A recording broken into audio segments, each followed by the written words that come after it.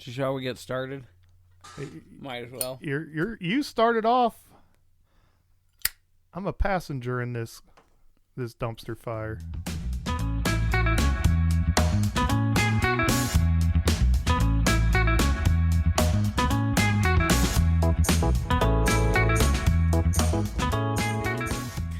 Welcome to a BS podcast. Bobby and Mark are back with you. And I think we've got a few things to talk about this evening. Are we recording? Yeah, we're recording. Are you sure? I didn't see you click the thing. Oh, I clicked it a long time ago. Oh. Okay. All right.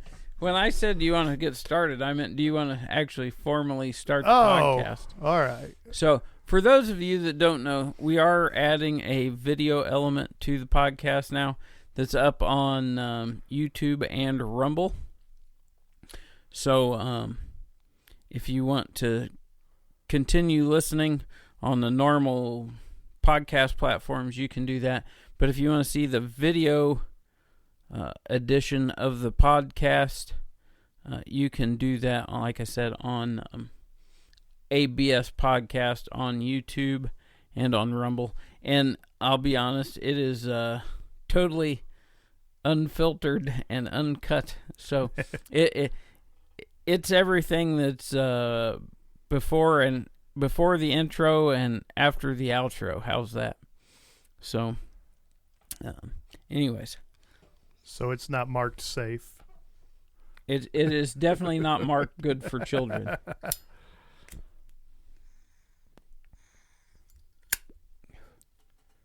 Trying to get this pipe going. Having a little trouble with this tobacco. Smoking a pipe, I think, is too much work. It is sometimes. You hear a lot of folks talk about the ritual of it, and I think that's the part I like. It keeps my brain engaged. Yeah. Yeah, I do too much other mindless crap. So having something I have to kind of tinker with and fiddle with does me good. Well, good. So, I was going to go steal the shock collar from the dog to give you, because if I say honestly in this podcast, I was going to have you shock me, because I've been listening back and it's awful. There's stuff like that. I'll talk to people, and you probably notice it. Like, well, if I'm being honest, yeah, well, I try to think I'm always being honest with you. I always listen to the episodes after they're posted, so I can it reassures me that everything was okay. And I have a little bit of a qualm with that. You talk about listening to the episodes because, I've told you I've only listened to one, and I don't listen because I don't know why. It's just weird. I don't watch any media I put out at all. But I was really looking forward last week. I know, to an episode because you and the boys were going to be. I felt so bad because, so I guess we can start there. So last weekend, myself and my two of my oldest friends in the world, Wallace and Brandon, Ace and Pete, if you hear me talk about them. What you call Brandon Pete? Yeah.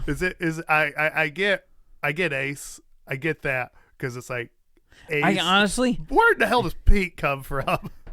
No, his dad. Oh. I don't remember what happened. Because we asked Jerry one time, why do you call him Pete? And it was basic. I don't even remember anymore, but it's pretty much just because Brandon was doing something dumb, if I remember right, or kind of off-putting, something he should have known better about. Yeah. I don't remember the story for sure, because it's been a long time ago. But he called him Pete, and I don't know, it just stuck. Yeah. So, and Ace was, when I first met Ace, or Wallace, I was on the school bus, and that's how he introduced himself, because instead of going, Ace is just the last of Wallace, so that's where the Ace came from. Yeah. Well, when we first met, and we were Facebook friends, and I kept having Wallace, and this Wallace guy kept showing up like somebody you might know. I'm like, I have no clue anybody named Wallace, and I mean, I didn't even know Ace at that point, but you were friends with him, and our phones must have obviously heard us talking about him. But yeah, That sounds conspiracy. and then one day a you were like, conspiracy. you called him the Wallace or something. I'm Yep. like, hold on, what is his last name? And I told you his last name. Yeah. Like, oh, okay. Oh, So how was Muletown? Let's get into that. Muletown was a very good time. So I took the Friday before Muletown, so the 14th, was off of work, and then I was off Monday after Muletown also. Ace and Brandon both had to be back for Monday.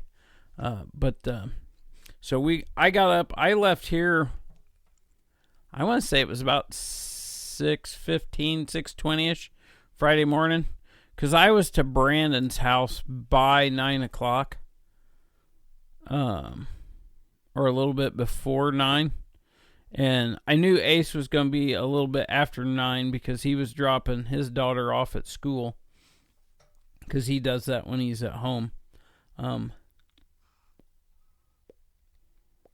But we took off, drove from Brandon's. We all met at Brandon's, because he is, for us to get on the interstate, he's the most ideally located for us to get onto Interstate 65. So we all met up at Brandon's. Of course, we stood there and BS'd for a little bit and chatted. And Ace was, I sampled some of Ace's coffee. Me and him had a coffee conversation last week. But anyways, and then we took off. So we were on the road, I want to say by 9:30ish, we were headed south. And since we got a good start, we knew we had time.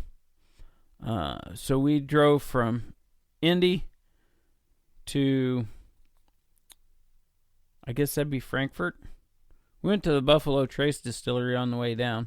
We didn't do one of the tours, which me and Ace have both been on the tours at Buffalo Trace before, which are excellent. If you've never done any of the Bourbon Trail stuff, go do the Bourbon Trail stuff. Whether you're into booze or not, it's still interesting. And a lot of history. And me and Ace are both history guy. We like history stuff. So, anyways, we went there. We didn't want to be there for a long period of time since we were trying to get down to Columbia, Tennessee. So we just kind of checked some stuff out, went through the gift shop. Me and Ace were blown away because the gift shop, Buffalo, we figured out, I think it's been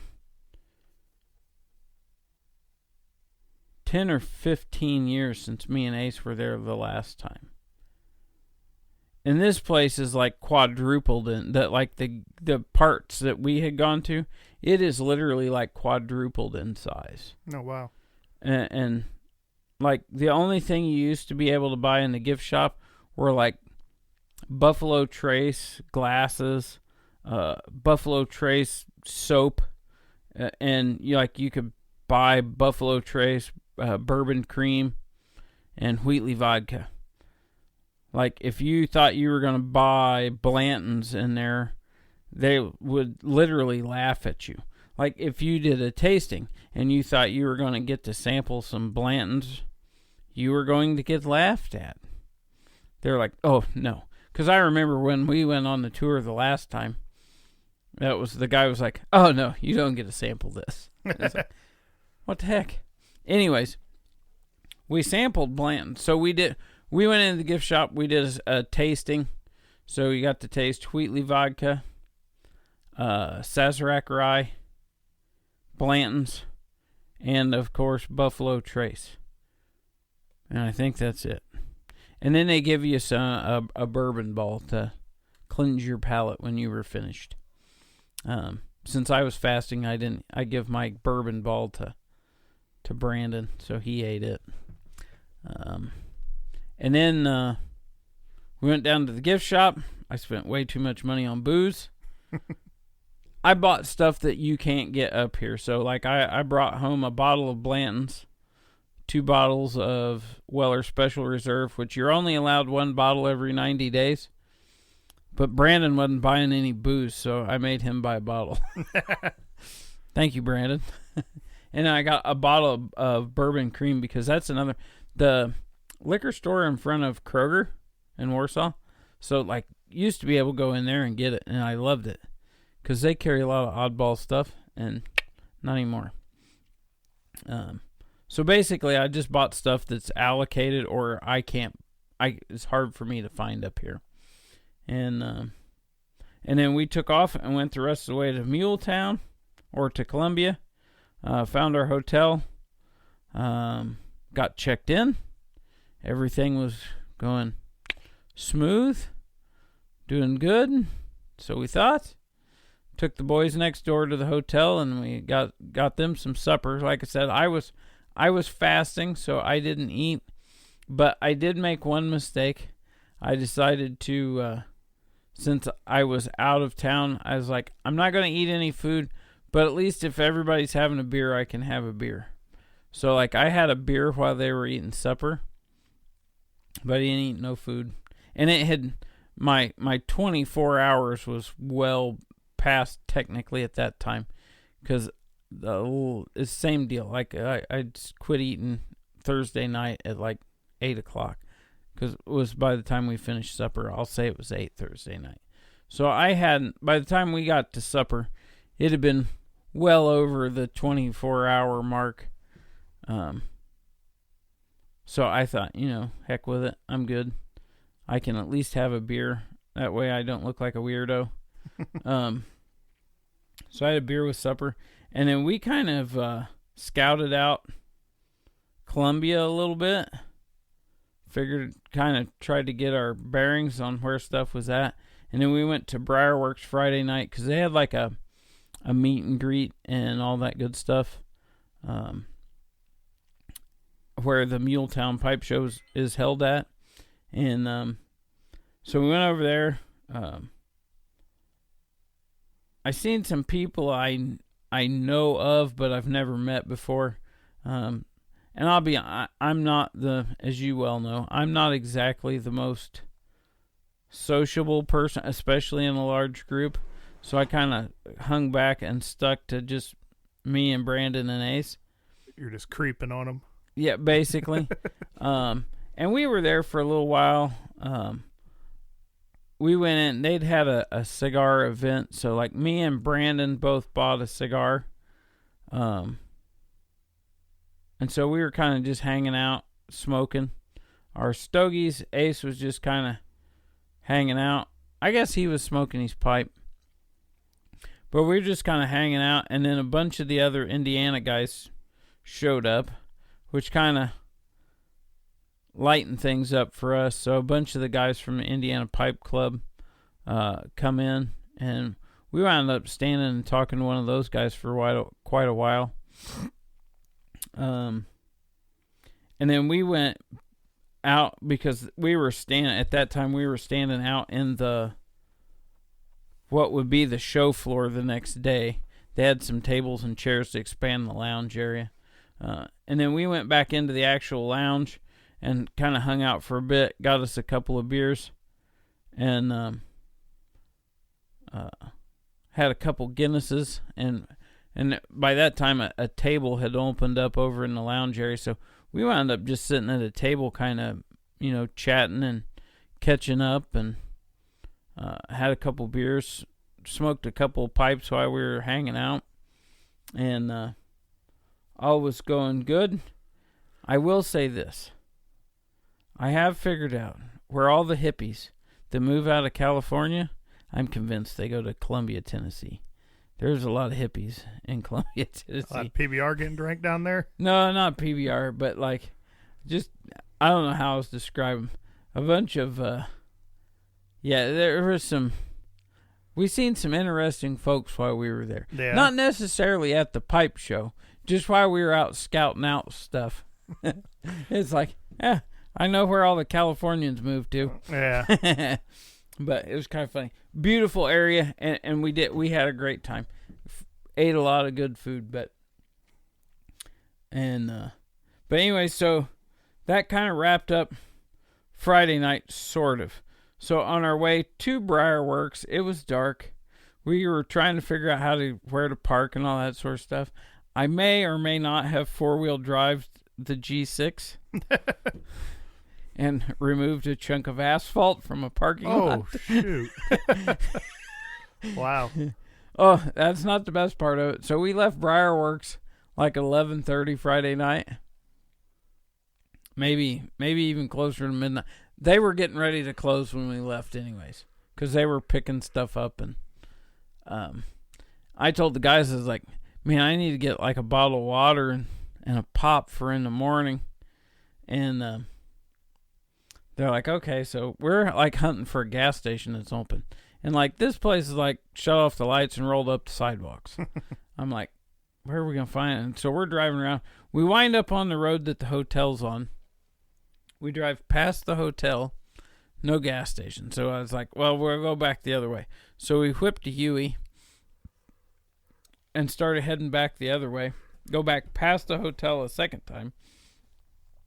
And it's like, oh, hey, there's gas stations open. So we pull in there. And, of course, we were joking about, because I kept joking about the hippies. And so, of course, Brandon's always, you say something in front of Brandon, and Brandon just runs with it. And the crap that comes out of that dude's mouth, it just boggles your mind. I mean, he can turn anything into a 3-day story, and you will die laughing. And I don't remember exactly what he said. We come out of the gas station. He's got us laughing so hard I can hardly see. We're kind of watching the guy in the gas station because apparently we were the last customers of the night. The dude literally walked up and locked the doors behind us. Oh. So we jumped back in the car. And I'm sober. Don't get me wrong. I've drank 2 beers the entire time we were at Briarworks. So like in this 3.5 or 4 hour span, I'll say 3 hour span. No, it would have been closer to 4. That we were at Briarworks. I had 2 beers the whole time we were there. So it's not like I'm drunk or even buzzed. Like I'm totally, and like it had been an hour since I drank the last beer when we left. You know what I'm saying? Yeah. So like I'm stone cold sober, but I'm just like dying laughing. Okay. And we pull out, I pull up at the edge of the parking lot at the gas station, pull out onto the road, and the first thought in my head was, there's something not right about this. And of course, Ace and Brandon are still talking. Nobody says a word to me. And all of a sudden, I got somebody flashing their high beams at me, and I said, holy crap, we're on the wrong side of the road. There's a divided highway that we're on, and I'm on the wrong side of the grassy median. I was like, so we hit the first crossover. I found the crossover we were supposed to use the following morning. But I was like, oh my God. So of course Brandon and Ace just think I'm some sort of derelict, that shouldn't be driving. We had a good laugh about it all weekend. But then, so Saturday morning we got up and got some breakfast. I harassed the waitress at the diner or the restaurant we ate at because on their menu they were very proud of their cage-free chickens. And look, it's a chicken. I don't care how you keep it. I just want eggs. I want a lot of eggs for breakfast. And they had a lot of weird stuff on their menu, which I think goes back to the hippies. But, and I ain't got nothing against the hippies. Hey, that was a dang good breakfast. Best pork sausage I've ever ate. But anyways, we get in there, we ate some breakfast. It took them a little bit because apparently they had to catch the cage-free chickens to get our eggs. And I figured out how everybody's talked about how expensive eggs are. I paid almost $9 for 4 eggs. Oh, wow. Oh, wow. Because I ordered my breakfast, which was like $13, but it only had 2 eggs. And like I usually eat a half a dozen eggs for breakfast with whatever goes with it. So I ordered 4 extra eggs with my breakfast. My breakfast Saturday morning without a tip was $27. Oh, jeez. I was like, holy cow. I about had a stroke. But it was a really good breakfast. So then we went to the We got to Briarworks about 10 after, or about 20 after 10, excuse me. And the show opened at 11. Of course, none of the three of us had ever been to the Muletown pipe show. Heck, none of us had ever been to a pipe show before, so we were just kind of like, okay.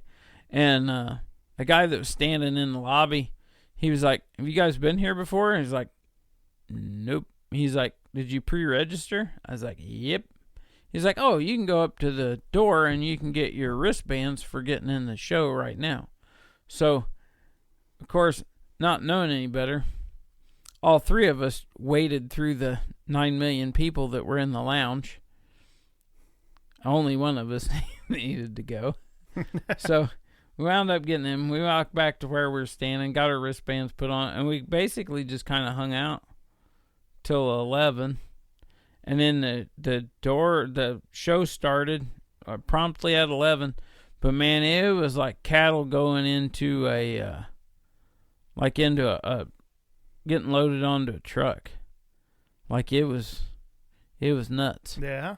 Yeah, because you got all these people, and then they funnel into a 36-inch service door. And it was like, holy cow. How many people do you think were there? Oh, I don't even know how to begin yet. Oh. Tell you. So that many.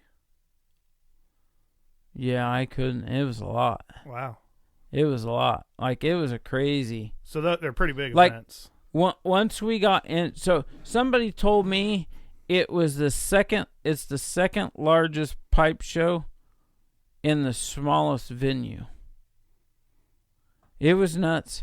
Like, you couldn't hardly walk up and down. So they had vendors down either outside wall,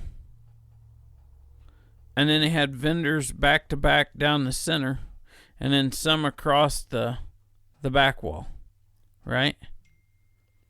And I am dead serious. You couldn't hardly, and of course, everybody's wandering around the same way I am. You know, everybody's carrying a backpack or something, so they got a place to stash their stuff. So, is there a lot of swag? Like the vendors giving away a lot of stuff? There are guys giving away stickers and stuff like that, but do you remember going down to the 4-wheel jamboree in Indy and like the Grizzly truck would be there? Oh yeah. But see, you can't give away free tobacco samples anymore. Oh. Now I will say Sutliff was there. It was their last hoorah. So Jeremy McKenna who was Sutliff's president. I guess technically he probably is till the end of the month, but he was there. They had their very last blend of tobacco that they had put out, and it was being sold there at the show. It's called Sweated. I did get a pound of it, so that made me quite happy. Yeah. It was a tobacco originally that they were blending for another project, and when they started opening it up after they had aged it, they thought it was molded. And somebody told them, I don't remember the whole story. If I remember right, they were told to throw it in the dumpster. And they looked at it. Some of the other guys looked at it a little more, and they were like, I don't really think that's mold. So they stuck in a hogshead and stuck in a Connex box out in the lot and forgot about it. They opened it up and found out there was nothing wrong with it. They weren't kidding. So they took it and they pressed it into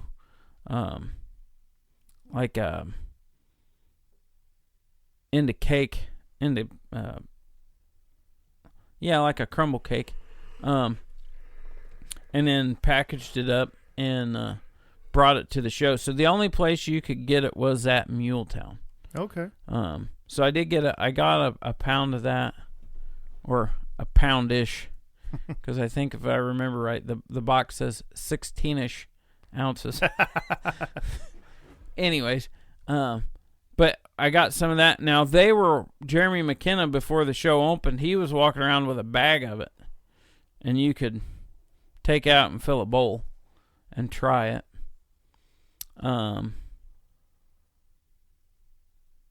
But yeah, so the show was absolutely packed. I mean, that first hour and a half, you couldn't hardly make it from one end to the other of the show floor. And it's not a very big show floor. But we made a lap around. I bought this pipe that I'm smoking. Well, hey, and what are you smoking in it? This is, so I bought another EP from Rich Epley. It's very similar to my egg that I have from him. It just is a lot smaller. And he is just written up as a freehand. I just really like the size of it and the contrast stainless on it. I just thought it looked really good. And it's got one of these orange glow-in-the-dark stems on it. So I just liked the size of it and thought it looked good. And it was, to me, a good price.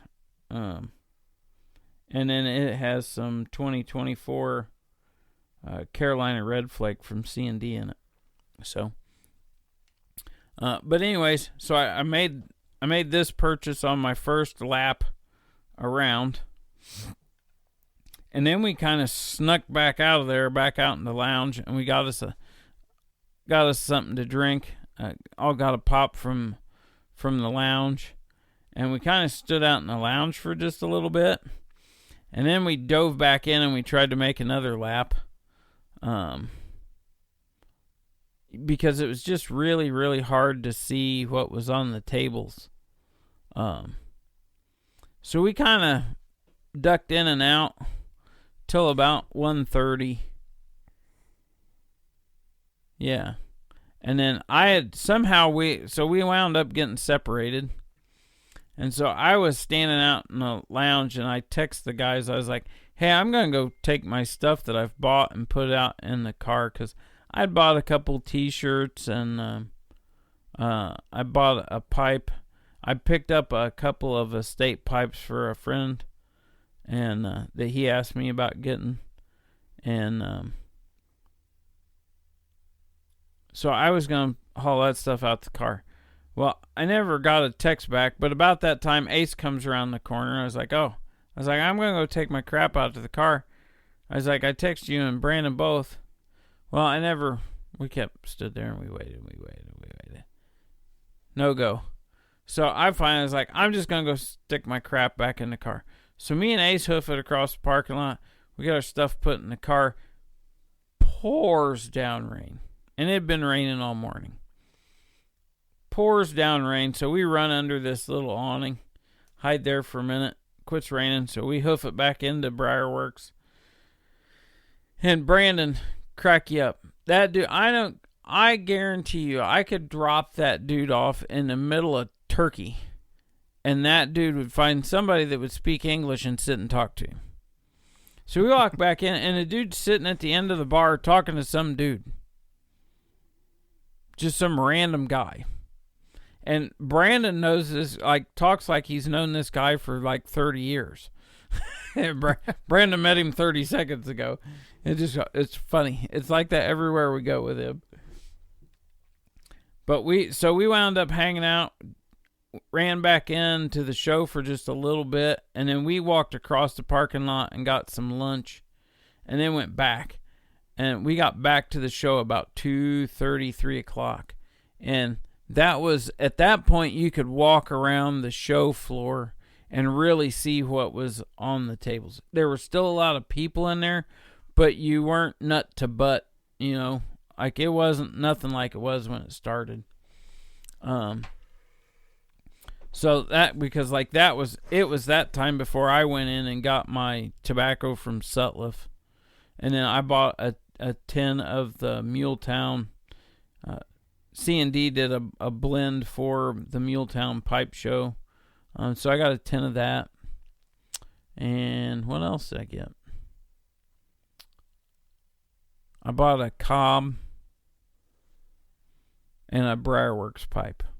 I didn't buy the Briarworks pipe till Saturday night, though. It was kind of haunting me. I kept looking at it and was like, really like that, but I kind of convinced myself after I bought my cob and my Rich Epley and my EP. I was like, there was some stuff I wanted, but it was it would have stretched my budget a little more than I wanted it to. Like, I'd figured out, it was like, technically I got it, you know, I knew I could do it, but I kept telling myself, it's like, I'd made up my mind after being there, like, and this was in the mix of the crowd. I made up my mind while we were there. I'm going to Chicago. I'm just going to go up for the day since I can do that drive pretty easy. But I made up my mind I was at least going to go up and check out the Chicago show on Saturday of it. But the afternoon, the other good part about that was, like, I got an opportunity to talk to guys.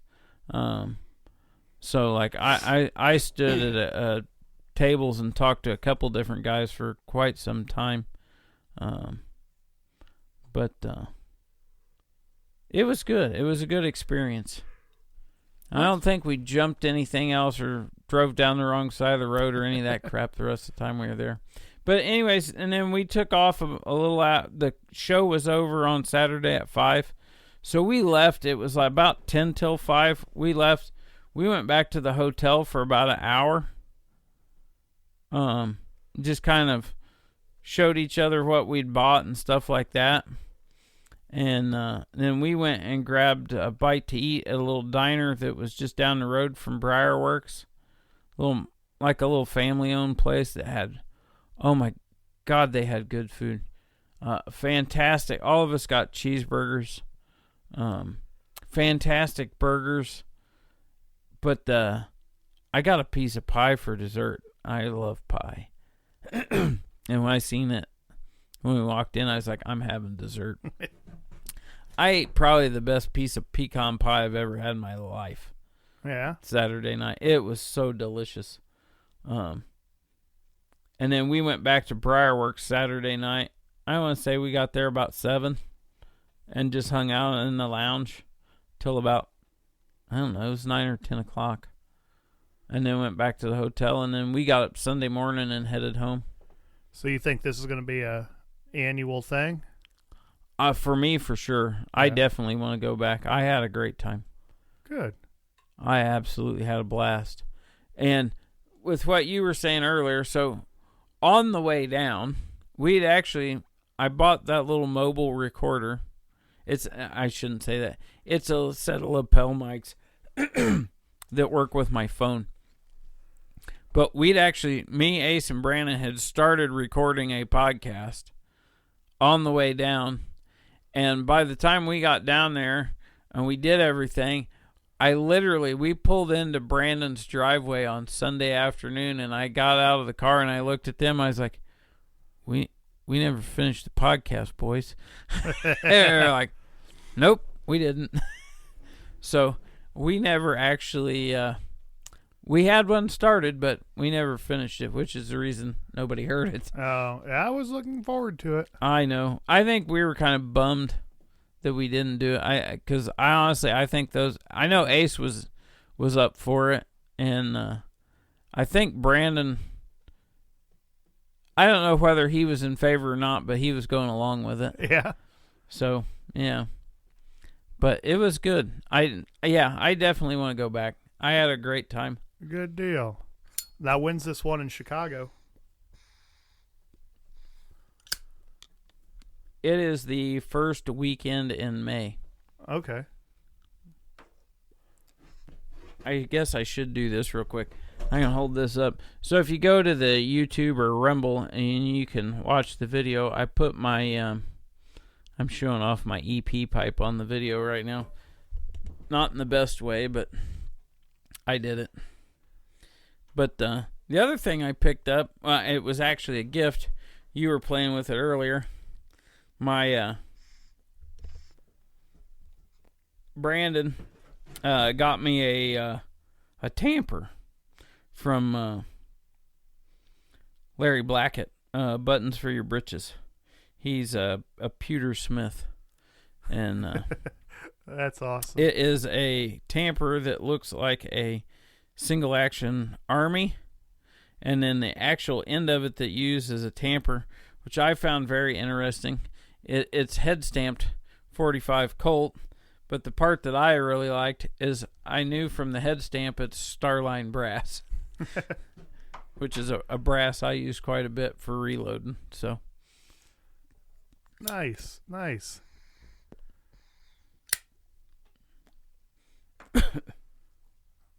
But I think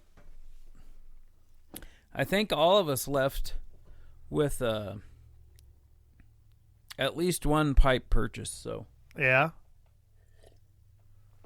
like I said, I brought 3 home.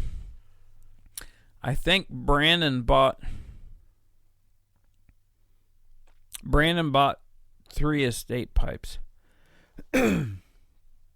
Ace was the only one of us that was responsible. He bought a pipe.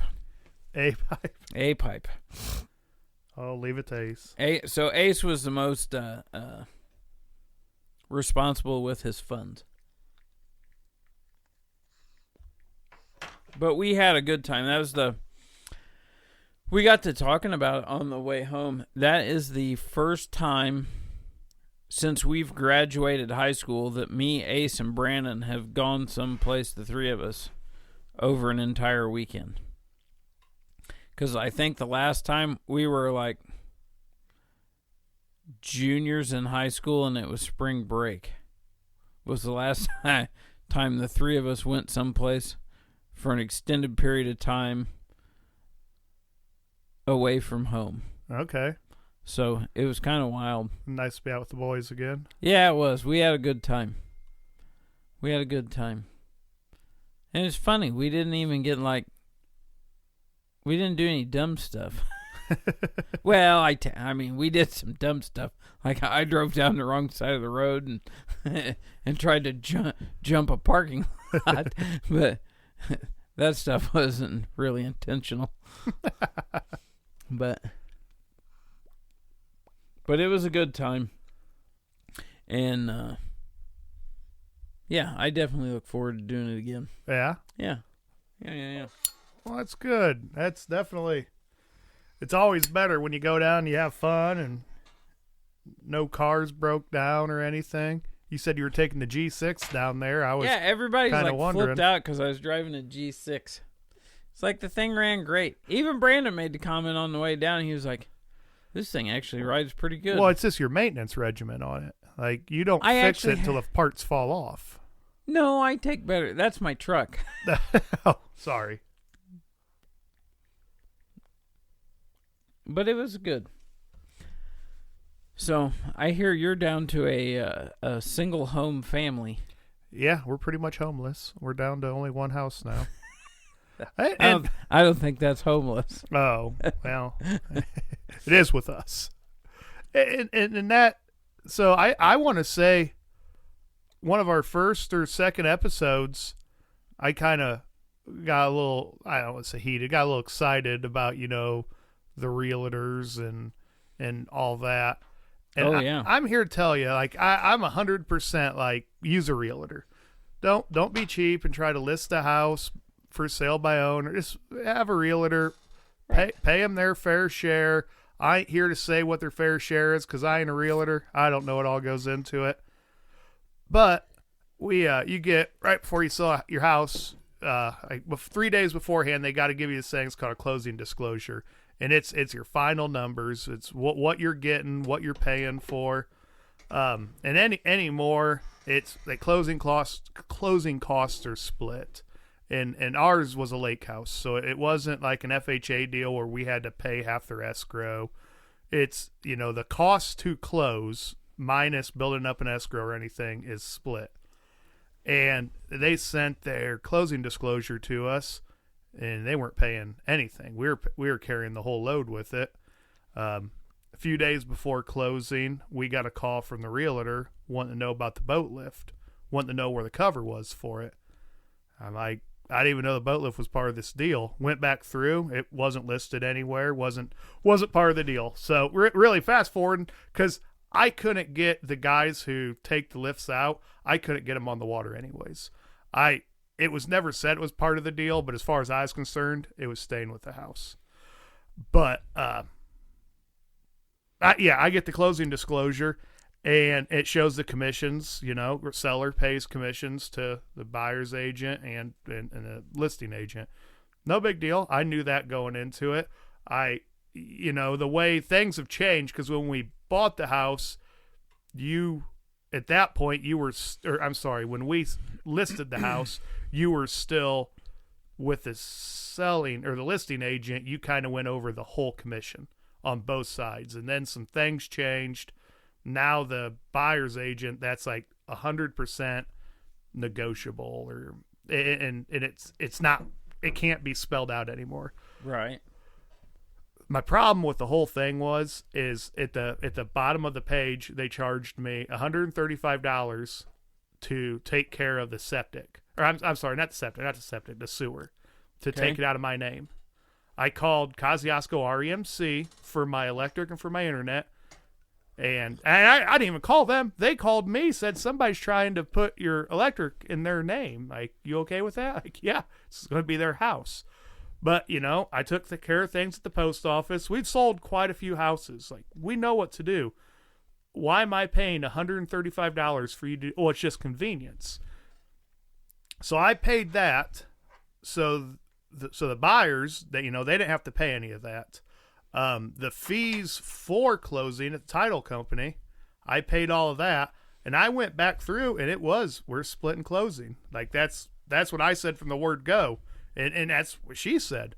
But no, somehow I got saddled with all that, and it was. Can't you go back on that? Well, so I said something. My agent was in Florida, and I'm not complaining about my agent. I think she did a good job.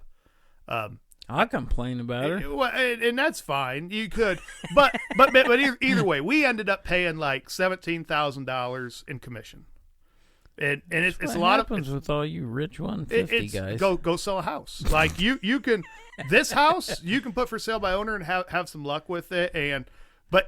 God, no. Yeah. You should know me by now. Yeah. I don't care. If a realtor comes and says, yeah, we'll sell your house for you, but we're taking 25%, I would pay the 25% because I don't want to deal with it. Yep. And it's a club. Like, that's 100% because people call up a realtor and go look for houses. They're not going to show for sale by owner houses. It's not, you can say whatever they want. And I know realtors, like this house, if you put it for sale by owner, you probably get realtors calling you saying, I got somebody, sign this contract, and I'll bring them by. Excuse me. But what got me was the real estate company charged me in closing. I paid their commissions, and then at the bottom of the page, right next to the transfer of utilities, they charged me like $320 fee. That's like a paper fee. Okay, I thought I'm paying all this through there, and it's not even the fee that gets me. That should have been part of the commission. Yes, and that's not what bothers me. It's they gave me a $200 gift card to Ruth Chris. I don't want the $200. I'm appreciative of it. You charge me $300 here. You give me $200 of it back for a steakhouse that I'm going to go to. And if I take the whole family, it's going to cost me another $200. It's like, I don't want to make it sound like I'm unappreciative, but it's just. You're just a pain to deal with. And right before we're going to closing, so it's in Syracuse, I'm just getting into like the old downtown part. Look on the bright side. You got paid to go do it. Yeah, I did too. But I'm a quarter block away from the closing office. My realtor calls. She's in Florida, like I say. She says, hey, we have a problem. I'm like, what? The window's leaking water. One of the windows is leaking water. I'm like, what? What's that? It's never happened. Those windows have never leaked. We've never had any issues. Yeah, tell them tough. I'm not saying, they don't want the house or anything, but she's like, just make sure you close today. Like, we're closing today. You don't worry about that. and they didn't. Like they wanted to buy a lake place. They were excited about it. And I told them, I says, we've had a weird wind and it's been raining. It says one of our previous houses, this happened. I'm like, there's the windows they put in there work. They're just like the go to Menards, get the $99 window, and they got that. They got that crappy piece. seal. Yeah. Well, it's like it's meant to go up against a certain type of siding, and all it does at the top's make a trough for water to come in. Right. They didn't caulk them up. So I told him, I imagine that's all it needs. We'll see. We'll see whatever happens. I mean, Doesn't matter now. You sign a paper. No, and you sign, if you ever sold a house, you sign a paper saying you're good with the condition it's in. I sign a paper saying the house is in better shape, or at least the same shape as when they bought it. But yeah, that's gone. And so my wife took the half the day off work. She took check to the bank, cash, or put it in savings. And I don't know. We were 2 hours after we'd closed. It's just bling, bling, bling. She is sending me all kinds of property in Michigan, which 100% is why we did this. Yeah. But right. Yeah, and then she's sending me pictures of houses she likes. And I gotta say, I don't want you to leave the area, but at the same token, I'm really excited for you guys to buy a place in Michigan. Yeah. It is. Me and Brandon have talked about this. I hadn't been up into Michigan other than being up there working on service calls and stuff in southern Michigan. But when we went to Mackinac, I have hesitations about it because it's stupid flat. It's like here. If your dog runs away in northern Indiana, you can watch your dog run away for 6 days straight. You literally can. Because it's flat and just everything is in front of you. All you do is see corn or beans. It's irritating. Northern Michigan is basically the exact same way, other than there's water around. Yeah. Big water, I should say. But like, I get the attraction to it too. Like when we were in the UP last summer, I was like, I get it. Because that was, well, I told you, I was like, I seen that 40-acre tract, and I was like, and it was literally like, me and Brandon rode past a 40-acre tract that was $1,000 an acre, and I'm like, I didn't even know you could still buy ground for $1,000 an acre. Our old boss said it best. You go across that bridge, there's two kinds of people. There's people that never want to come back, and then there's the rest of them. And in all honesty, if it wasn't for all the other places that me and Carmen want to go, I almost would go up there and buy. Because like that 40-acre tract that we rode past, it was just full of timber. It was a wooded lot. But Michigan's got its downfall, and that's where we want to end up. But the downfall of Michigan is it's like Illinois. Yeah, Illinois's got one city that decides what happens to the rest of that beautiful state. Yeah, and Michigan's got two, and it's not to get political on it, but it's Democratic. It's a lot of people on the system, and I'm not gonna lie, like the governor kind of scares me a little bit, and it's comments like our governor said some dumb shit too. Beep. Yep. But our governor said some dumb stuff too. Yeah, you got to make sure you beep yourself. I found out the people at church listen. Yeah, but I've never been so terrified by live. I don't know if you've heard the governor's made comments about all the empty houses that are within the state, second homes. Yeah, that's all Michigan is. All the second homes that are in Michigan, and like why can't these people live in them?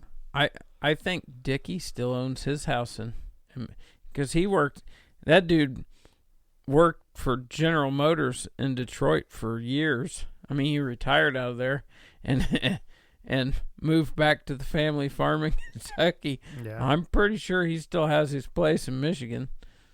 Detroit. I got to go to Detroit. When was it, before Thanksgiving? I forgot about that. And for work, and that is, me and you are the same. We don't, you can take us through some rough parts of town, and we're pretty comfortable enough with ourselves that we're still going to have fun in them and look at stuff, but we don't see ghettos. We see the history. It's like, man, these people, and like when this place was in its heyday, and that's it's like Well, I think I've told you about that. That's one of my favorite things to do now is when I go to Mom's is to drive through.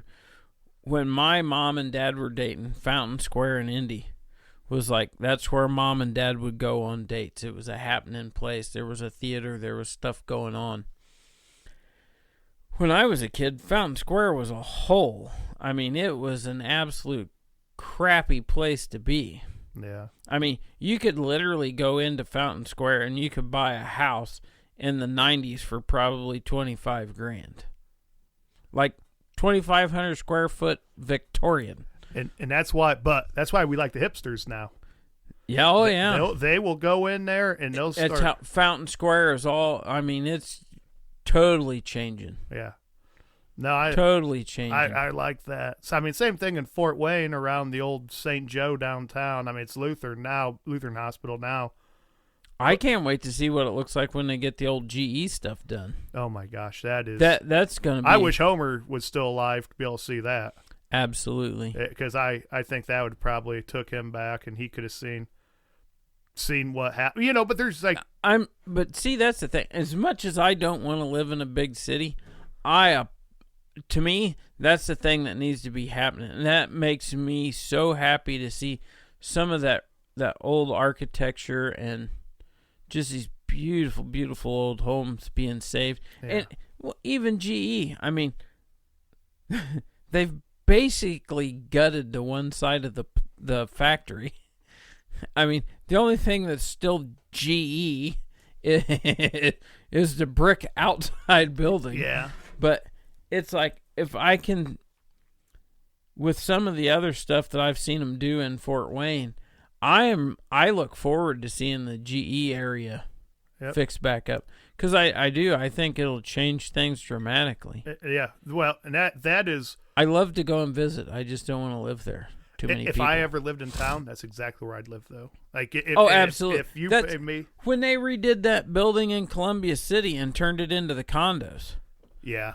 Yeah. It's like, you'll never get me to live in town. But I would seriously buy a condo on the corner so I could look at the courthouse. Yeah. And I would walk to the coffee shop and I would walk to the barber shop. Get your buckwheat pancakes. But that's how you get small town America back. And that's like, you know, you were saying stuff about the hipsters. And we really don't. We have nothing in common with the hipsters. But at the same time, at the same time, we have everything in common. And it's like, we got your back on it. I'm all against government regulation, but I do like when there's historical districts. It's like, protect these houses. I just don't want a dude wearing skinny jeans, Doc Martens, and a red and black check flannel telling me I can't smoke here. Yeah, well, but he'd probably be asking you what you smoke, and his pipe would be plastic. Sorry, Mike. With a screen in it. Yeah. Bob, I don't know why this screen's in here. That dude, I tell you, you listen to that last episode, and I didn't say much. That dude, he hit right there at home, like when he told his story about his career. Yeah. And I felt bad because we had to get going, and it's like, I just want to sit there and talk to him. And it was funny. So Jenin, one of the other guys that's helping Mike out with the Hoosier Firewood Hysteria, he shot me a text yesterday and says, hey, we're going to be moving logs around at the campground. He's like, we could use another loader. Is there any way you could be there? I'm sorry it's short notice. It was like, dude, I would absolutely love to do it, but I have to work tomorrow. You doing opinions? I took tomorrow? a 4-day weekend last weekend so I could go to the pipe show and come home and got basically punished.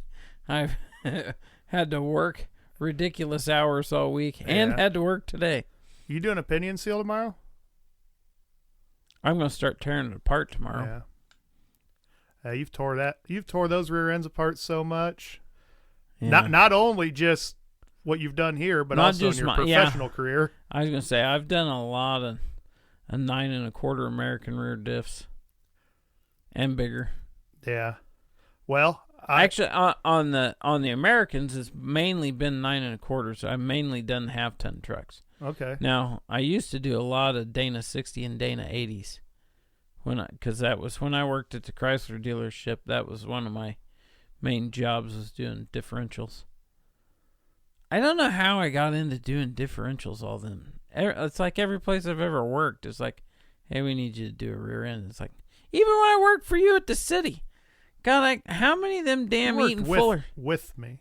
Whatever. With. How many of them mini spools did you help put in? You just seemed like you liked doing them. Oh, my God. It was a lot. I think we did the first one together, and then I did the other 7. Yeah. we did them together, yeah. You did great, though. I don't know why I was always good at that. Yeah, that drive line and steering and suspension. Other than I hated transmissions. I didn't like doing transmissions. I was going to check my phone earlier. I'm not going to lie, I'm kind of hoping for some rain. Hey, something I did do today. I did and then the rain's just, I ain't going to take next Friday off. Or not go in. So I did if we're on 12s all week this week, I'll probably be off on Friday too, so I can because I have to get my truck put back together next weekend. Did some onboarding stuff for the ferry company that I'm going to work part-time for this year. Oh, good deal. Yeah, I don't know. It's different. You know what the dress code is? Neutral colored shoes and khakis. I've never had a job. You're going to look like a pharmacist. We love you, Mike. Yeah, we do. We do. I've never had a job I've never had a job with really a dress code. It's always been like, you're going to trash your clothes or here's your uniform. Oh, yeah.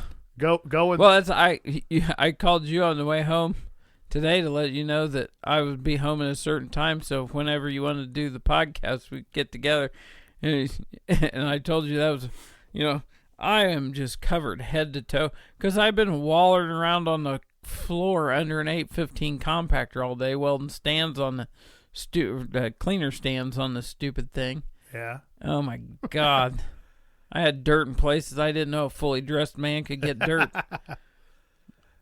Yeah, well, that's like I say. I wouldn't mind some good old rain days because I got to run to take apart and get a few things for my pickup and tear the front end apart on it.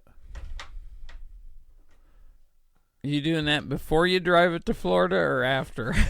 No, before. That's why. Taking it to Florida, that's its test. Then you better get your butt in gear. You're running out of days. I got 2 weeks ish. 2 weeks from today? No, I got next week. And I got next week. Yeah. I'll be just fine. The only thing I want to do is put new spindles on the front. And you know why? Because about the time you realize you got a hub going out, you got, and that's where we talk about. Oh, yeah, because I forgot about that. You said something to me about it because you wanted to use my tool. Yeah. Yeah. And that's, I just want to put, I don't know, there's nothing wrong with the hubs on there, but I don't know if they're a AutoZone brand or something, or if the guy did what most everybody does and just uses their impact and over torques them. And so I did what I do. I SKF or Tinkham, either one of those brands. But yeah, that is, I'm real excited. I'm real excited about that and getting the house sold. We took a little bit off the monthly expenses there, and yeah, I really just kind of waiting for my boss to want some. I'm like, listen here, pal. Like, you don't understand. I have less expenses now. Yeah, I can really tell you to stick it. Yeah, well, it's all also going up and do this. The best case scenario, I'm breaking even every week. You got to pay to stay somewhere up there. They have employee housing, but it doesn't matter how many times you stay there. You get it for the month. So for me, Friday, Saturday, Sunday. But I mean, Yeah, because that's the worst part about being up like around Mackinac City is it is so expensive. Everything. And That was the place that me and Brandon stayed last summer when we were up there on our motorcycle trip.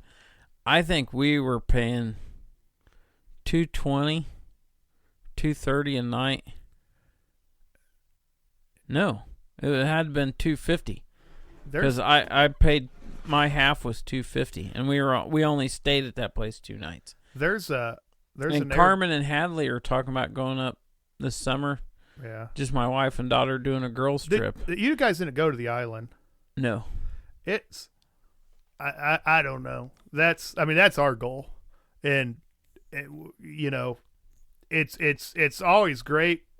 It's always fun to dream, but once it's like, oh crap, we can do this. Then you're looking at everything, and yeah. My biggest worry is we sell our place around here. I know that's the last time I'll ever live in the country. For one reason, I could never afford me and Katie are high earners. Yeah. We could never afford what we have right now if we had to buy it again. Well, that's like our place here. You hear couldn't. me complain about it all the time. Let's be realistic. I live in a double wide on a basement. You live in a modular. I live in a double wide on a basement. When I got the last time our reassessment for our property taxes come last year, and I opened that and I looked at my wife and said, you best be glad we bought this place when we did, because there ain't no way in hell I'd have bought it for this price. Yeah. Oh, yeah. And that's, I've told Katie, I'm like, we buy something up there and we build, and we can't build our dream house because their taxes are out of control. Yeah. You build a good cottage, we're still almost better off to build something smaller and just keep the place down here and rent it. Like we got the wood boiler, I got my shop, I got the buildings, I got the woods. If I ever rented that, I'd have to rent to somebody I knew who I know wouldn't go into that woods and just start cutting $1,000 trees down. Right. And because there's still a lot of You have good. to get your old buddy Bob to be the property manager. Yeah, you're exactly right. Somebody'd go over there to start shooting and yelling. Don't worry, I'll charge you a fair fee. Yeah, I can't. Some guy that can afford 2 houses. Yeah, I'm poor. I can't afford. Yeah, anybody out there, I get that. We get blown crap about that a lot, and I know that's why I make sure anybody I out bring there it can up. afford 2 houses if you want to. Yeah, I think people can afford whatever they want if they really want to. Yeah.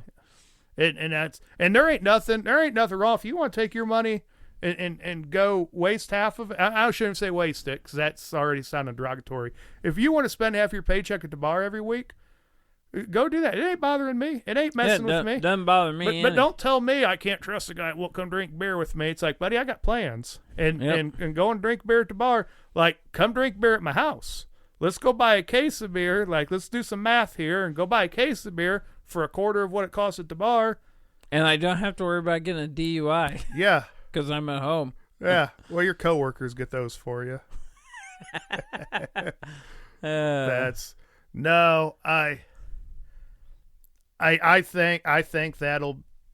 think that's where we'll end up landing, is on that island.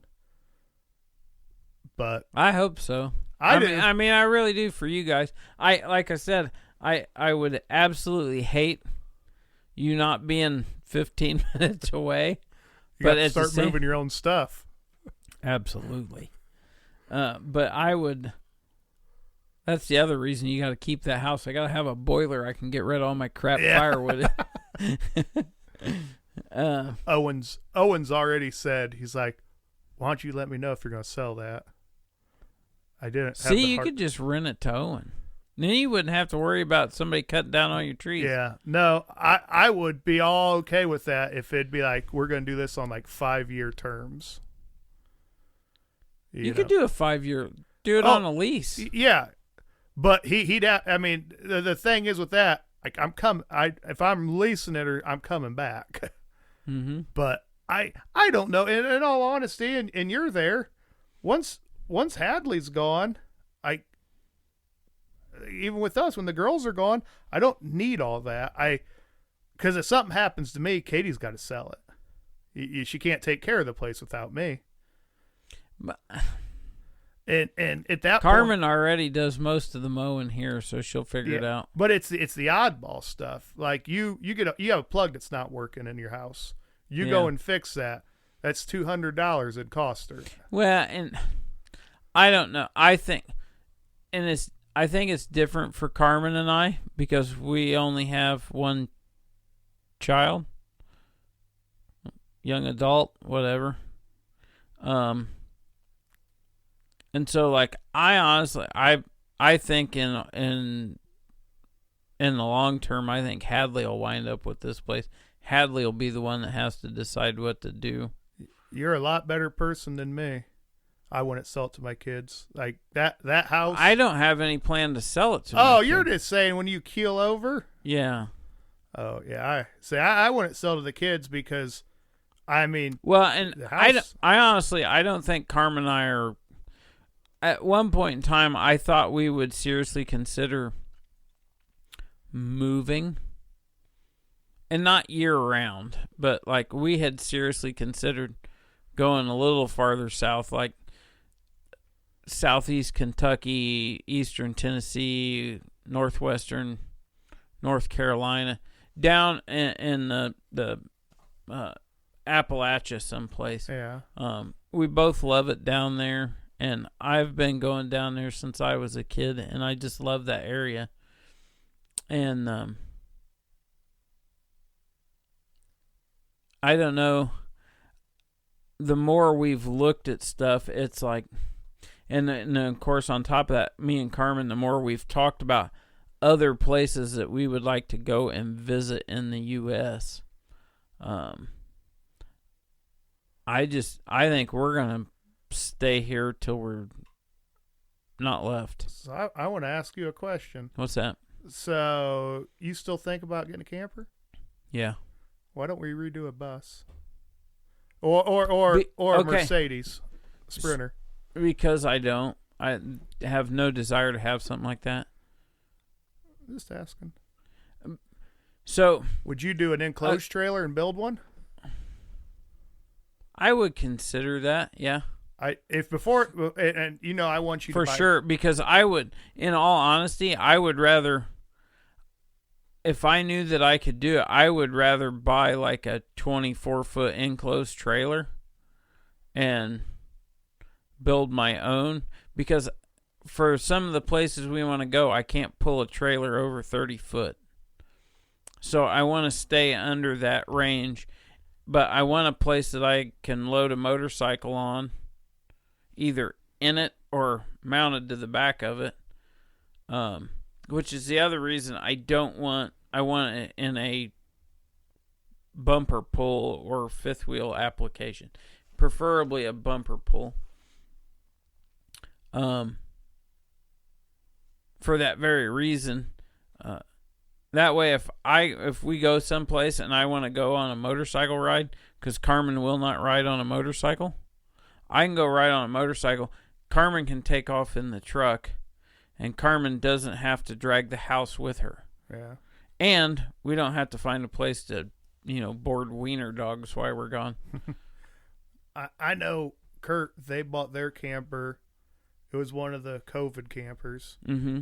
But, he's camped his whole life, and he's a pretty thorough guy. And that thing, they've just had issue after it. And his issues is always the warranty. And he's like you or me. I bought this. I got a warranty with it. And yeah, as silly as this problem is, you're going to fix it because you give me a warranty. Mm-hmm. And that's where he's had his issues. But that's what it's like. Well, Bob's pretty handy. You could build something. So, is it still this summer? Because you were talking this summer about buying a truck. Yeah, I'm still seriously thinking about a truck this summer, and then probably next year doing the camper thing. Yeah. Because I really wanted to start getting Carmen to go with me and look at campers, and because I think that's something we need to do together. In all honesty, I think she's going to fall back on what what I'm good with. Yeah. I mean, as long as she has someplace nice that's clean and she can sleep in, I don't think Carmen cares. But the only time she's ever complained was that hotel we stopped at when we first got into Texas, driving to South Padre a couple of years ago. She was not impressed. The rest of us fell asleep just fine. I think she was up all night. Aren't you going again this year? The girls want to, but I honestly don't know if we are or not. Yeah, I've tried with Kurt to get him to buy a lake place or even a seasonal campsite over there on the Barbie chain. Mm-hmm. He's like, why would I ever want to be? I've got a camper. It's got wheels on it for a reason. Like, and see, and that's kind of, I'm with Kurt 100%. Yeah. That's kind of where I've landed, was because I was just hell-bent on buying a vacation property for many, many years. And the more I started doing motorcycle trips, and the more Carmen and I had talked about it, there's just so many places we want to go to. Like, I would love to go. I'd love to spend like a month up in Maine. Oh my God. I would love to spend some time in New Hampshire. But now, the scary part about going to New Hampshire is I'm afraid if I go to New Hampshire, I think that's when I'll be calling a realtor and say, sell the house and auction all my crap off. I'm going to come back this weekend and take what I want out of there, and then call an auction company. Going up that direction, the problem is, like the month, if you're going to spend a month in Maine, you're going to need to take a month and a half off just going to Maine, the history. Yeah, you can't go in northeast and not. No, I think that would be really cool, but that's kind of why we decided that maybe the camper route was the better route for us. Yeah, I've talked to K dealers. These things are called Nordic tugs. It's a tugboat that's kind of a tugboat / camper, I guess. And there's this thing. It's called the Great American Loop. Go on the Great Lakes, go through the Great Lakes, down the Mississippi, into the Gulf. Yeah. Then you can go through the ICW, through Florida, or go down around the Keys. Believe it or not, I've actually heard of this. Yeah. Go down to St. Lawrence Seaway, back to the Great Lakes. I got into watching them, a couple different YouTubers that sailed. And one of them that I watched talked about that was... I didn't watch all of them, but that was basically what they were doing. Yeah, and it's crazy because, like, if you're going to do it, you find somebody else that's going to do it, because you go out with, like, a buddy boat. And because everybody, you're going to have an issue. Right. You ain't taking a boat that far not having an issue. But, like, those tugs, that's why I like those. They're B-Series Cummins. Right. It's like, absolutely, I know exactly what to throw in there, and... I know all the spare parts. We'll just stop at the local Cummins dealer, and I'll pick up the spare parts I need on the way. Yeah, we will not be down longer than half an hour. Yeah, absolutely. But no, it's really nice. Just you're at the same point in your life too that you can kind of start doing this fun stuff. And yeah, that's the part I like, is being able to kind of do, It's nice finally getting to that point where you have some, and I'm not trying to say that I'm independently wealthy or anything. We know you are working all these 12s. And they passed that stupid legislation, and I don't have to pay tax on my overtime. Yeah. That'd be fantastic. Of course, I think I'll hit that limit a lot faster that way too. Yeah. Well, there ain't nothing stopping that legislation right now. Well, I'm sorry, and I don't think you should ever have to pay tax on more than 40 hours myself. Yeah. What was the other thing? The Commerce Secretary come out and he's like, "Well, Donald Trump wants anybody making under 150 not to have to pay tax." And listen to this though. I think everybody's hearing this wrong. Like, oh, I make $40 an hour. I'm going to get $40 an hour. No. That is federal tax. We're just talking federal tax. Mm-hmm. It's not like you're going to still pay Social Security, folks. And you go look at Medicare and you're Social still Security. going to pay state tax, Yep. income tax. And that's what's hitting. Like federal sucks too. I get it, but this isn't. It's a minuscule pay raise. Like it's still going to be a pay raise. Yeah. But well, and to me, the more tax we can get rid of, the better. Yeah. No, I'm with you. Consumption tax all the way. Absolutely. Just go that flat tax. I am game for consumption tax.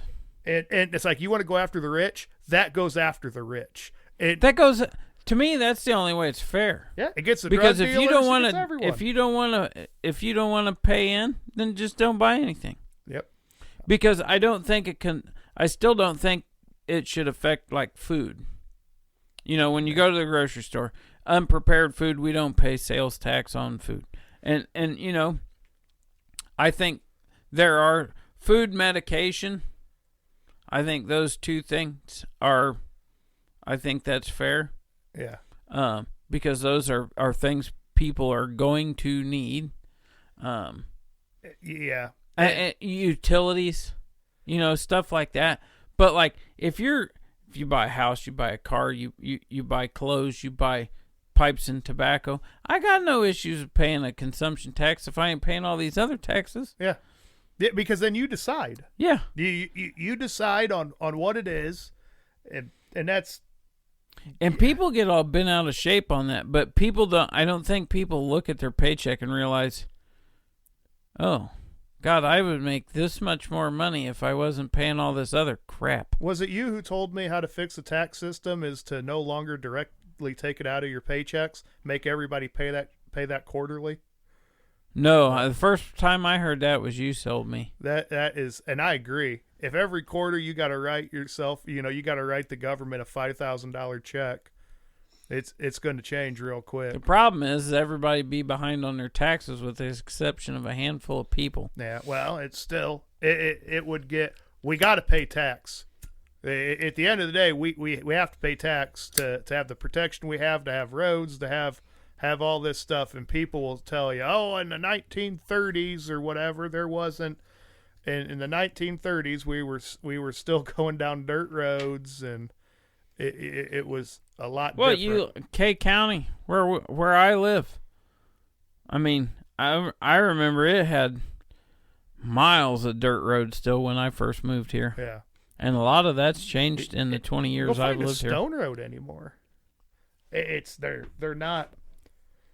They're not out there. One house gets put on a road. Next thing you know, they're paving the whole road. But yeah, I'd like to see that happen. Dropped off all of our tax stuff, the accountant, and we got rolling. And like he always says, you never own your house as long as you're paying taxes. Like, yeah, that's one thing that really chaps me. How is it somebody over the age of 65 is still paying tax on a house? Like the only time you should ever have to pay property taxes on your primary residence. On your primary residence. The only time you should ever pay tax on that, in my opinion, is if the bank technically owns it. Yeah. As soon as it's paid off, I don't think you should have to. No. And I'd rather not pay property taxes at all myself, but I try to look at everything as a compromise, because as much as I disagree with the government, I know we still have to fund the government to keep our infrastructure up. Now, I think they need to do a better job of spending money on said projects, and yeah, well, yeah, it's a slippery slope, though. It is. It is, because, like, you look at the companies you and I work for, especially you, like, there's language in the state bids that say, if you're going to do work for us, your employees have to have certain educational programs, i.e. union apprenticeships. Yeah. But that also, I don't think it doubles. And I'm saying, like, I'm 100%. The union gets stuff done faster. And it's you call for a journeyman operator, you're going to get somebody who has been in a piece of equipment, qualified in a piece of equipment, and it's been documented. Yeah, I still don't trust them. Well, I have to repair the crap they tear up. Yeah, but that's the foreman. Like these guys are tearing that stuff up because their foreman's screaming at them to get it done faster. Yeah. See, that's like our problems are all because the machines are idling too much. Yeah. But you got to remember, I've put buckets back together that they told me, well, we were just busting up salt with it. I'm like, You tore the cutting edge in two. How did you bust the cutting edge on a 66-inch bucket off of a, what was that, a 345 excavator? Yeah. I mean, give me a break. You were doing something stupid. Yeah, they were. And that's... And not only that, is like, that one really cracked me up because they were saying, well, we were using it trying to bust up the salt. It's like, do I look stupid? I can tell by the direction that it's broke that you were pulling, not smashing. It's like, that's broke the wrong direction to go along with your story. But yep, that's why I'm gonna go work on boats or go work on. I get hollered to fix it faster, but nobody gets in trouble for breaking it in the first place. Yeah, well, you're singing the age-old tune there, man. Oh yeah, I know. That's welcome to life in the maintenance department. Yeah. You guys still on 12s this week? As far as I know, we're on 12s till they tell us we're not. So. Oh, so it's about July? I hope not. I'll tell you, if we're on 12s, I don't care as long as it's Monday through Friday. But I need Saturday and Sunday. We've discussed this before. It's an hour to work and it's an hour home from work. So if I do nothing but drive back and forth to work, that's 14 hours of my day that's shot in the butt. So that means I got to have some time to get something done at home. It's starting to warm up, but I'm still having to get firewood rounded up and keep the wood rack on the porch full. And, that really eats into that time. And then I still go to the gym, 5 days a week. And, which I told you, I told you I was going to lose it on this. So I've been waiting. This is just something. I want to put this out there to the world at large. If you use a gym, I don't care what it is, Planet Fitness, Anytime Fitness, whoever it is, those are two of the big gyms around us. If you go to one of them places, I don't care if it is 7:30 at night and there's only 3 people in the gym. Use the crap that you're using, get done, and get the heck out of the way. When you camp out on something for God only knows how long, and I'm not a guy, I will change what I'm doing. But like last night, I stopped on my way home to work out, and these 2 booger eaters kept chatting with one another. They would load machines up with weight, and then they would stand and talk for 20 minutes. I am dead serious. I was in the gym, did my entire workout before I watched the guy finish his bench sets. And I'm like, I did my entire leg workout in the time it took you to use the flat bench. I got a home gym because this is not sexist, because of women pairs. Or 2 guys even. A lot of guys. Like they go in the gym, they just want to talk. Well, that's what it was last night. It was 2 dudes that were in there together, and it was like, boys, pound sand or get to it. Yeah. And the one dude, I watched the one guy was walking around the gym setting weights down on the floor, like plates. I'm like, and then he just walked off put 2 plates on the floor, left a paper towel there that you would use to spray down your machine and then clean it when you're finished. Yeah. And then a booger eater walks off and does something else. And I still haven't figured out what he was doing with that crap. He didn't put it on a machine. He just set it down on the floor. And it's like, oh my God. But yeah, just if you're going to go, you're doing supersets. So you're possibly using 2 machines. Use those 2 machines. But get your crap done and get done. It's a gym. It is not, despite what everybody seems to think, it is not a social club. If you want to do that, where I work out, if you want it to be a social club, get your workout in, go down to the bar at the end of the strip mall and hang out at the bar. That's a social club. The gym is not. I feel bad because I've been going to the same gym long enough now that it's like, there's people that I kind of recognize, and we kind of to somewhat know one another from being at the gym for several years together, and we see each other on a daily basis. And I'm not asking them how their kids are or anything, but we're cordial with one another. Hi, how you doing? That's the extent of me talking at the gym. I'm here to get something done.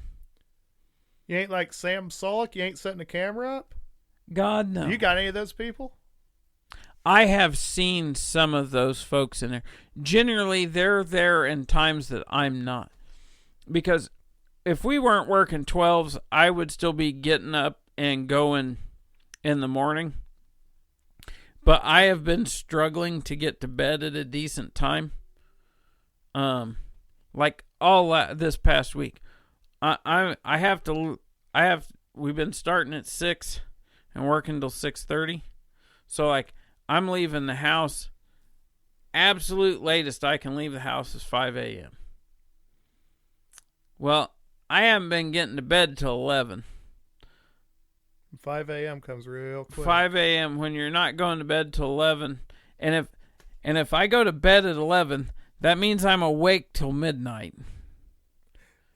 Wait, catching up on social media? No. I honestly, that's one of the things that probably helps me is sometimes I need to stare at it because it puts me to sleep. But you and I have talked about this. I have a heck of a time. I can sit down in a recliner and I'm out in no time flat. I go in and lay down at night to go to bed, and I stare at the ceiling for I don't know how long. And it's like, that's when I usually start. After about 20, 30 minutes, I'll pick up my phone and I start screwing around on my phone because it's like, I need something to like make me stupid so I go to sleep.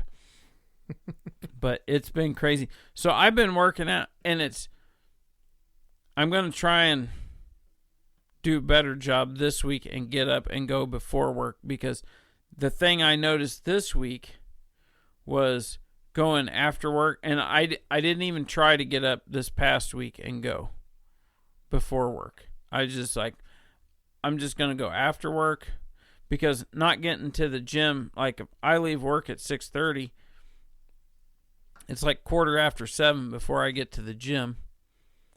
By the time I drive from Fort Wayne to Columbia City, get into the gym, change my clothes, I'm up, out, come home, I'll throw some food down my gullet, take a shower. Well, now I've just been like, it's been even worse. It's like now I'm like ready to fly. Like I'm ready to get the day started. Yeah. And so it's like been even harder to go to bed. So this week I'm going to try, but the other trouble I struggle with is with the time change and that stuff, and it being daylight. And we put blackout curtains in the bedroom many, many years ago because when I was still working at the pontoon place, I was getting up at, even back then, I was leaving the house at 4 in the morning to go to work, or getting up at 4 so I could go to work. And so I was going to bed in the summertime. I was in bed by 9. Yeah. Well, the sun's still shining. So like that hasn't. You tried a box fan? No. I can't go to sleep without one. Really? I need that noise. And I go to sleep like within 5 minutes. Really? I'll try. No, that's the totally serious jacked up part. I'm dead serious. If it wasn't for if I had my phone charger and all that crap to work, because I use my phone for my alarm, because if the power goes out, I know my alarm still goes off. One of these days I'm going to get a whole house generator instead of the generator we got. But anyways, if I had all that stuff sitting out next to my recliner, I'd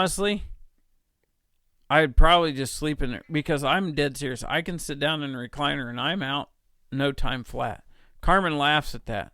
Like, we'll sit down, like tonight, more than likely, we'll sit down and after supper, we'll usually, or in the evening before bed, we'll usually watch a movie or something on Saturday nights when there's nothing going on. And I guarantee you, I won't make it through the show. I will be unconscious in the chair. And Carmen's like, I don't understand. When you go to bed, you're wide awake. I'm like, I don't know what the deal is either. Now, I will say this. We bought that fancy bed when we bought all the new furniture that's got I call it a hospital bed because it'll raise your feet and raise your back and do all that sort of goofy crap. And I really like that. I should have not been a tightwad, and I should have bought a king. Me and Carmen, since we've been married, have had a queen bed. And I should have bought the king instead of sticking with a queen, because the king, when you get it, it's independent. A queen, it does both sides at the same time. Oh, so you got to both be happy with. Yeah, and Carmen does not like being jacked up, as she refers to it, as being tacoed. And like, because I can mimic the recliner in the bed now. Yeah. And if I do that, I'm done. She don't want to be tacoed. But she don't want to be tacoed, so that's funny. It's been weird. But yeah. Back to it. If you're in the gym, get done and get the heck out of the way. Yeah. Or you'll get tacoed. You irritate fat balding or fat bearded guys like me. Oh, I think that's a sign of aging, just getting irritated by everything. Oh, it was frustrating. Absolutely frustrating. Oh, speaking of the gym, something you and I have discussed.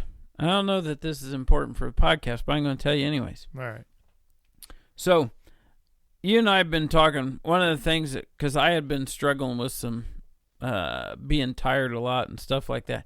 And you and I had discussed some things, and I've been researching some things. So, and this is going to sound funny for a pasty fat white guy, but I've been taking vitamin D and K and some other crap. And then I got this bright idea also to due to some research I was doing short stints in the tanning bed for the UV light, right? To help with the vitamin D and all that, So I've been experimenting with that. But you said something about red light therapy. Mm-hmm. That's one of the changes that they're doing there where I work out. Apparently the tanning bed is going away and they're getting red light therapy. Now, is that included or is that like an upgrade to No, your so that's part of your membership. Yeah. But they're going to do away with the tanning bed. That is, yeah. And I hate to admit this. God, I can't believe I'm going to say this out loud. I finally figured out why my wife always likes to tan. And she doesn't tan she doesn't go to the tanning bed like she used to. But I have finally figured out why Carmen, that is probably I hate to say this, it's probably one of the most relaxing things I've ever done. Lay in a glass bed naked? I wasn't naked. Right. I got my skivvies on. I don't want my jewels getting I don't know bit. how that works. No, that's good. Yeah, that red light stuff, that's the cutting edge. I'm dead serious. You get done with a workout. This will make some people gross because now I'm a fat, hairy, sweaty guy climbing into a public tanning bed. Oh my God. But I do. You go in there, you get in there, and you lay down, and that thing gets so hot, which really boggles my mind because I'm like already hot because I just got done working out. But it was like, you lay down in that thing, and it's like, Carmen says, what are you going to do if you fall asleep? I was like, I already thought about that. I set the alarm on my phone. No. I set the alarm on my phone because the tanning bed shuts off anyways, because you set it for a time. But I set the alarm on my phone or the timer on my phone for 2 minutes longer than what I set the tanning bed for. But I don't know if it's making a difference or not because I haven't been doing it very long. But like, I will say, I can't say that. Let me back up.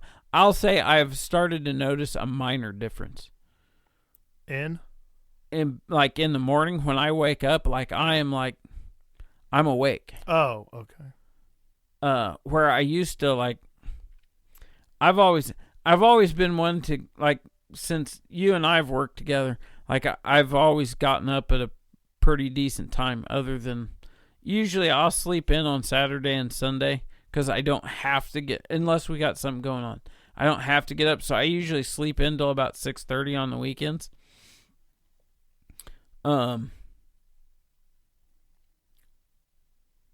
But most of the time I'm up at, I don't know, 4, pretty regular, like at the latest. And I'm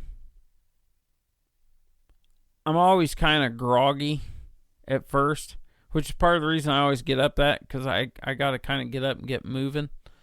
And I'm not one to just, I know most days, don't get me wrong, I get up and I'm throwing crap on and I'm out the door. Mm-hmm. But I'm like groggy through it.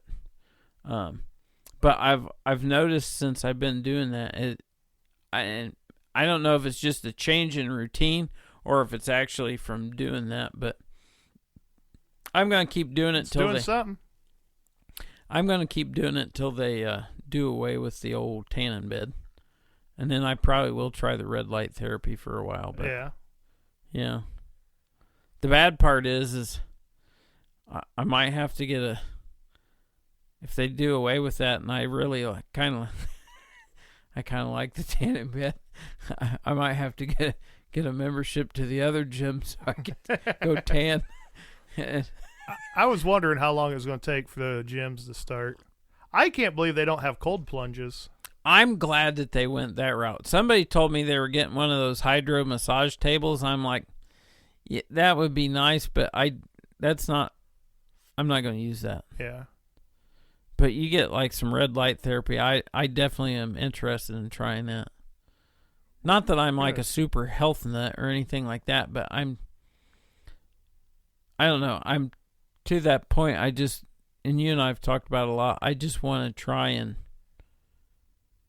keep myself in the best shape that I can. I mean, I still am fat and flabby, but like I'm not near as bad as I was once. Yeah. The next thing you know, you'll be buying the sheets that you plug into the ground. What? They got grounding sheets. That's another big thing, is like grounding yourself.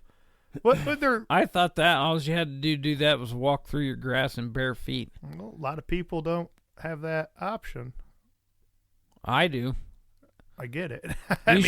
That's another funny sight to see me barefoot, wandering around the yard barefoot. Yeah. Now I think I'll be honest. Most people, other than my wife and daughter, are the only people that ever get to see that. Because generally, I have boots on first thing in the morning, and I don't take them off till I get into bed. See, I'd be working in some. What are they? What's the dad shoe? What are those? The dad shoes, some New Balance. New Balances. I'll have me some New Balances and some khakis that just barely touch up. You're gonna have to start buying some khakis so you can play on your shrimp boat. Yeah, as Chad says. Yeah. He was in the shop today. He's like, "Is Mark shrimp boat captain yet?" Chad, I'm over here. No. He come in looking for a piece of exhaust. He sent me so he's been working down at the shop that they had rented for the winter. Yeah. So he's been down there working. And he sent me a muffler off of a scraper. Told him to see if I could weld it up. There's nothing left of it. Like, there's nothing to weld up. Yeah. It's like the muffler canister itself is good, but the flange part that you want me to fix, there's nothing there. I can't rebuild it. There's nothing to build. Yeah. So I was like, well, you'll have to buy it. So he stops and he's like, yeah, I heard you couldn't weld up my muffler. He's like, so I was here to get the stack. I was like, yeah, it's in here. And then he's getting ready to leave. I was like, I thought you needed this stack. He's like, nope, I'm on vacation next week. And left. It's like, whatever. Kids on spring break? I would presume so. I don't have to keep track of that anymore because my kid's not in school. Yeah. We're taking our kids to Florida, then they come back the next week and go on spring break. But I can't. That's funny. Yeah, well, I could, but it won't work out right timing wise for us because they'll be on spring break when I'm going down or going up for my first day or orientation or whatever. When's that? The 10th. 10th of April. Holy cow, that's quick. Yeah. That's right around the corner. Yep, it's getting right there, and I'm ready. I'm excited. I'm a little nervous. It's first job I've ever. It's the first time I've moved jobs in a long time where I have absolutely no clue what to expect. Yeah. But before it was like, we're just fixing stuff, just different name on the shirt. Yeah. Now it's like, no. And I'm gonna be working with a bunch of college kids on summer break. They warned me about that. They're like, you're gonna have to like kind of be a parent to these. I'm like, how old do you think I am? Like, I'm not saying I'm their age at all. I am not their father. Then I'm like, crap. I hate to break it to you. I could be. I was gonna say, you're not that much younger than me. Yeah, and that would be exactly what age they are. There you go. So you're gonna be dealing with kids that are Hadley's age.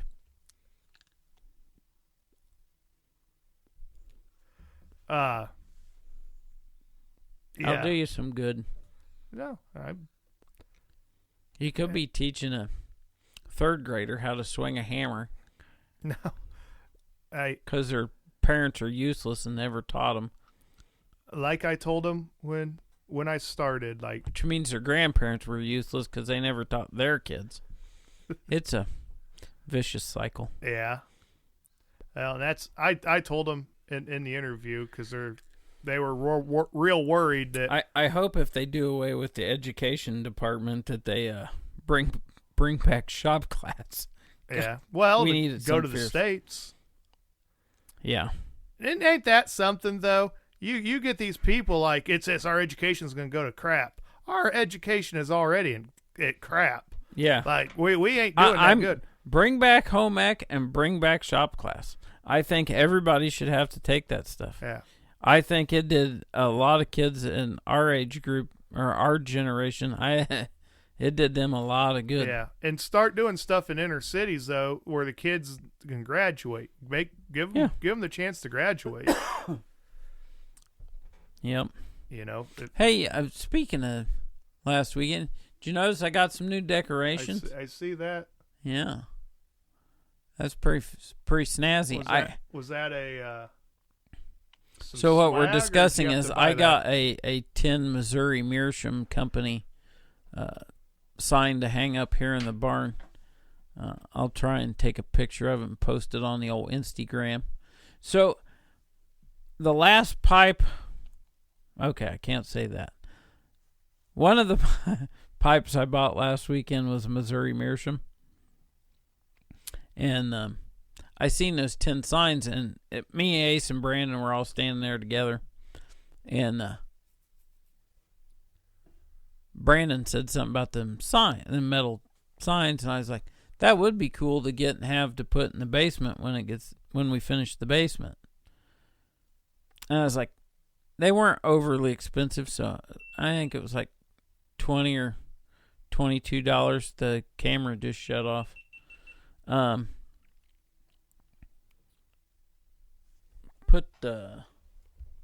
Open that side panel up there and put a fresh battery in. I don't know how to open it.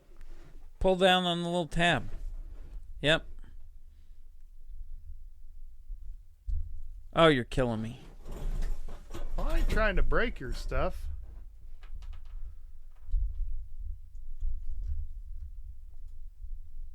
This is so interesting. It is, isn't it?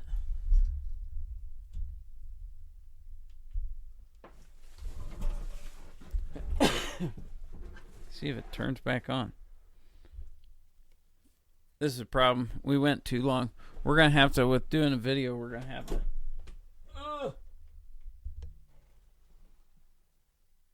What's it doing? There it goes. Doing the video, apparently we're going to have to keep the podcast a little shorter. Yeah. But, anyways, no, so I was buying one of them signs, and they were, I don't remember, $20 or $22 for one of the 10 signs. And Brandon said something about it looking good in the basement, and I was like, well, heck, I was thinking about putting it up in the barn. He said, that'd be a good spot for it, too. And the guy was like, hang on a second. And he digs through the stack, and he pulls out that one. And you can't tell it now because I went through and tried to tap it out. But he had one that was damaged in the box. It was bent. He was like, I'll tell you what. He's like, if you're buying that one and that pipe, he says, you can have this one too. Okay. So I have the nice one that wasn't bent is in the basement. And then that one I brought up here and I straightened out. Well, you can kind of still see it in the corner where it was nicked up and bent. Yeah. And so I just straightened it out the best I could. And the main part of the sign wasn't hurt, so I didn't care. It looks good. But I thought so. I liked it. But anyway, I don't know that I got much else to say. We've been babbling. I think the podcast had ended 30 minutes ago, and we just keep talking. Yeah. So, anyways, I guess one thing I would like to say is I did get quite a few positive. I guess we could have done this at the beginning, but I didn't. We did get. I got a lot of good feedback on the podcast from folks that were listening last weekend at Muletown, and I can't tell you guys how much it means to have you guys tell me and give us feedback on it. It's good to hear some positive feedback on it, and folks that people are actually even listening. Yeah. Because I mean, we don't have a huge audience, but we have an audience, and I appreciate the audience we have. If you've ever watched any of my YouTube stuff, I'm not one to ask people to do stuff. Like we started doing that here, and then I don't want to think about it. I don't have to tell people we would need you to do this and do that. If you do it, that's great. I appreciate it. But the comments and the feedback when we see you in person is fantastic, and I greatly appreciate that.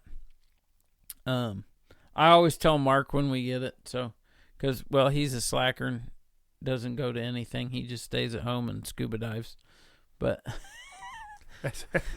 I just found out today that I bought a pipe podcast, so I said it's going to be real funny if we ever go to something together and I'm not smoking a pipe, I'm just chewing on a toothpick.